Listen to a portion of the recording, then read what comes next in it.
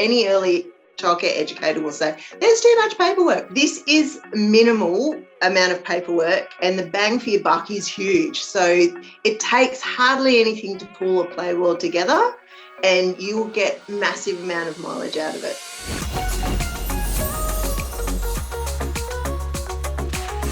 I'm Stephanie Hoy and I'm a family daycare educator. I work in South Australia in a little town called Port Lincoln.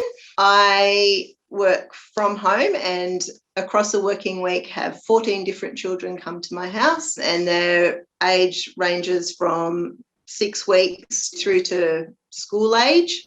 The first one I did on my own was the rainbow fish. There's one fish that's got shiny silvery scales and she thinks that she's beautiful, but she doesn't have any friends and she wants to play with the other fish, but they want to have one of her scales. At the moment, I've got a lot of 3 to 4-year-olds that will go off to kindy next year. So that concept of sharing and being kind to each other, and sometimes you have to give away what you really want for things to work. So there was a lot of other underlying stuff going on in that story, apart from the STEM stuff. And so what happened in our play world was we take it in turns to be the rainbow fish, and whoever was the rainbow fish got shiny silver circles, and they had to give them out however they saw fit, but there was an odd number. Each child did it differently. Some kids, it was too hard for them, so they gave them all away. Some kids gave one to each person and hid the rest.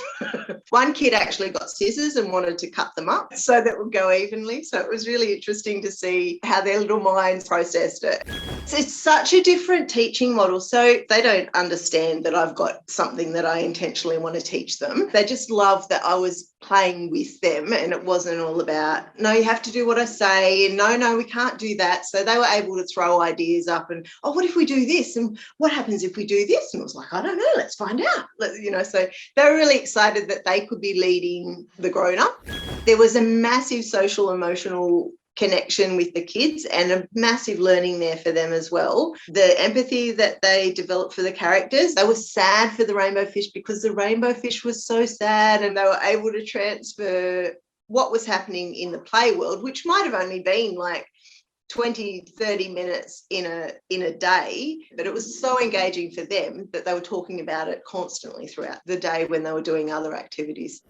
The reason I really liked this approach of the conceptual PlayWorlds is you can introduce so many different topics into the play. It's not just like, oh, let's make a volcano. It's more than just the science stuff. That's going to be their world and their livelihood when they grow up. So it's the stuff that we should be really talking about to them when they're little.